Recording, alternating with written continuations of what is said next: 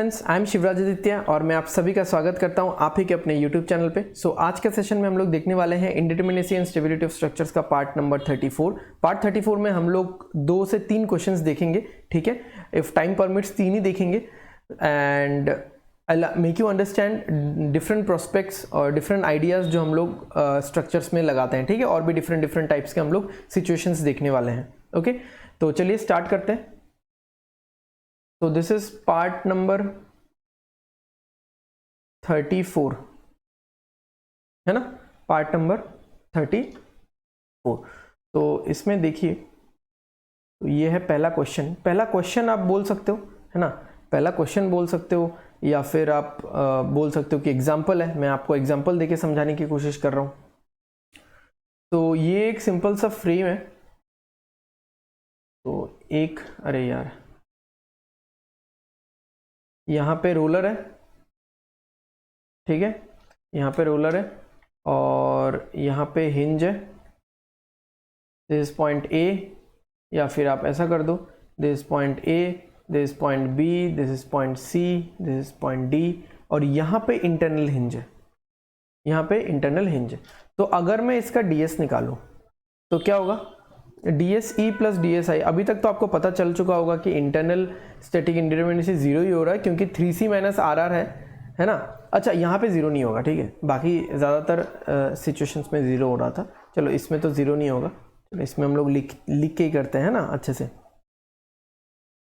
तो रिएक्शंस कितना है, 2 और 1 3, तो 3 माइनस 3 0 हो गया, प्लस 3C, लूप तो कोई है नहीं, माइनस ये कितना होगा, यहाँ पे RR 1 है, -1, तो -1 आ गया, यानी अनस्टेबल है। अब अनस्टेबल का रीजन क्या है, ये है अनस्टेबिलिटी का रीजन, रीजन ऑफ अनस्टेबिलिटी। अब कैसे, क्योंकि मान लो कि, अच्छा चलो इस क्वेश्चन को मैं थोड़ा सा आपको समझाने के लिए थोड़ा सा चेंज करता हूँ।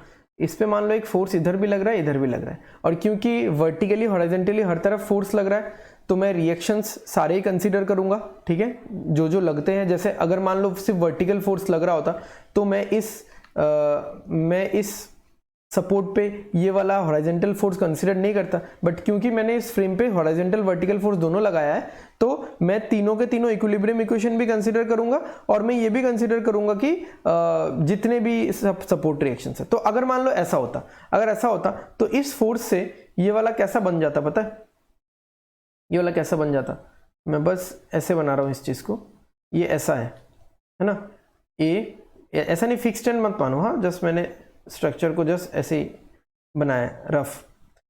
तो ये कुछ ऐसा हो जाता, इन दोनों के बीच में 90 डिग्री तो वैसे भी मेंटेन रहता।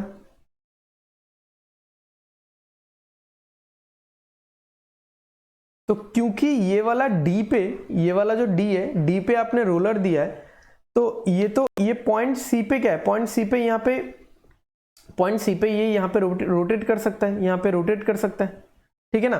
तो ये तो ऐसे घूम जाएगा, है ना, ये ऐसा हो जाएगा, ये ऐसा होके फिर चला जाएगा आगे, क्योंकि यहाँ पे तो रोलर भी है, तो ये इसका स्ट्रक्चर कुछ ऐसा हो जाएगा, यहाँ पे 90, यहाँ पे सी, ये ऐसा। तो ये ऑब्वियसली अनस्टेबल हो गया, ठीक है, समझ में आया ये वाला एक सिचुएशन। और एक सिचुएशन बताता हूँ, चलो नेक्स्ट स्लाइड में बताता हूँ, क्योंकि थोड़ा सा डिस्कशन भी है उसमें। मान लीजिए ऐसा कुछ है, यहाँ पे रोलर और यहाँ पे हिंज, यहाँ पे रोलर और यहाँ पे हिंज, इस तरह का है। तो इसको देख के मैं बोल सकता हूं कि ये अनस्टेबल है, नो क्वेश्चन आस्क्ड। इसको देख के मैं बोल सकता हूं कि ये अनस्टेबल है। कैसे देखो, यहां पे जो फोर्स आएगा ना, यहां पे जो फोर्स आएगा, मतलब ये जो सेकंड पैनल है, ये जो सेकंड पैनल आपको दिख रहा है आपके सामने, सेकंड पैनल में, मतलब अगर मैं लिखूं in this second panel there is no member no member to take the vertical shear force. Vertical shear force लेने के लिए यहां पे कोई मेंबर ही नहीं है, ठीक है, तो इट विल फेल इन,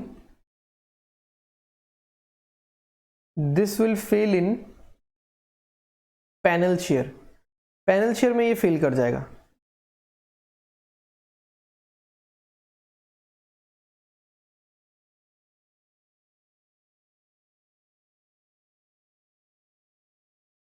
ठीक है, पैनल शेयर में ये फेल कर जाएगा.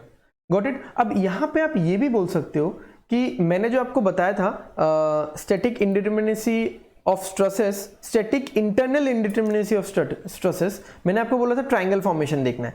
तो अगर मैं ये वाला मेंबर यहां से हटा दूं, हटा दिया, ठीक है, ये वाला मेंबर यहां से मैंने हटा दिया और इसको मैंने यहां पे ऐसे प्लेस कर दिया. एक्चुअली क्या है ना, जो लेफ्ट हैंड साइड वाला पैनल है उसमें एक मेंबर ज्यादा है, वो एक मैं हटा भी दूंगा तब भी यहाँ पे ट्रायंगल ही रहेगा.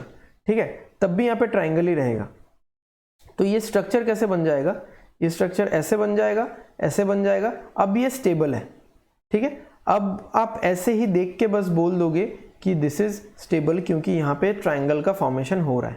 ठीक है, ये अच्छा मैं लूप दिखा रहा हूँ यहाँ पे, नहीं, ये एक ट्रायंगल है, ये एक ट्रायंगल है, ये एक ट्रायंगल है, ये एक ट्रायंगल है. तो बेसिकली अगर देखा जाए तो यहाँ पे एक मेंबर की कमी है, तो इसका ऑब्वियसली माइनस में आएगा, -1 आएगा. इस साइड में एक मेंबर ज्यादा है, इस मेंबर में एक मेंबर की डेफिशिएंसी है ना. तो इसका अगर मैं ds निकालूं तो ये -1 आएगा जो कि अनस्टेबल हो रहा है. और मैंने ds vs नहीं निकाला, मैंने सिंपली लॉजिक के साथ आपको बताया कि ये अनस्टेबल क्यों हो रहा है. Got it. आई होप आपको समझ में आया होगा. ठीक है, और एक सिचुएशन देखते हैं.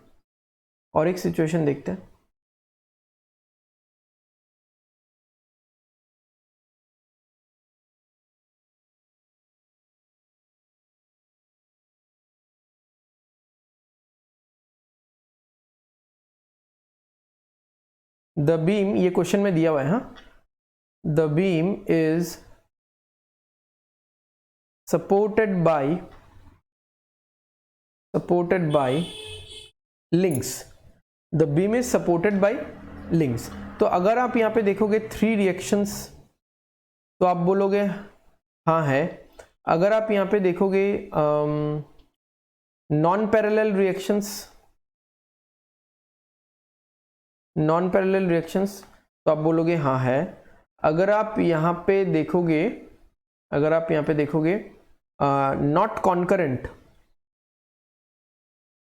नॉट कॉन्करेंट तो आप बोलोगे हाँ है. ठीक है, क्योंकि ऐसा लग रहा है ना, ऐसा लग रहा है R3 R2 R1. तो दिस इज स्टेबल